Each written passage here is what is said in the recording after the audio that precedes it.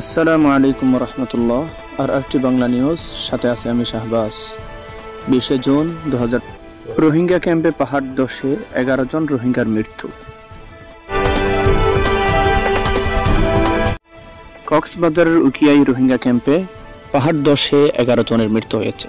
বুধবার সকালে উখিয়ার 8, 9 ও 10 নম্বর ক্যাম্পে পৃথক পাহাড় ধসের ঘটনা ঘটেছে বলে জানা গেছে। উখিয়া থানার ওসি মোহাম্মদ শামীম হোসেন ঘটনার সত্যতা নিশ্চিত করেছেন।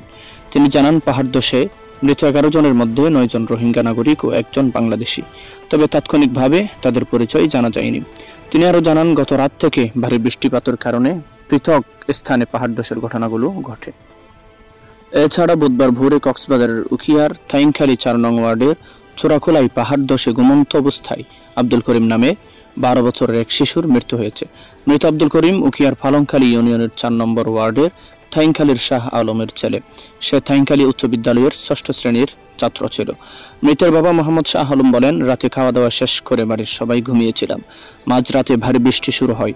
ভোরে হঠাৎ বাড়ির পাশের রোহিঙ্গা ক্যাম্প থেকে পাহাড় ধসে এসে আমাদের ঘরে পড়ে।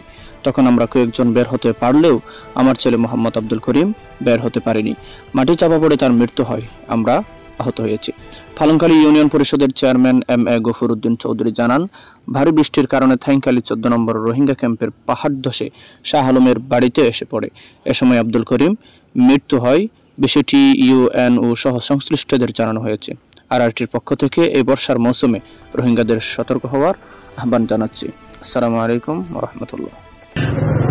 मेरा मुल्क मेरा देश मेरा ये वतन, शांति का उन्नति का प्यार का चमन।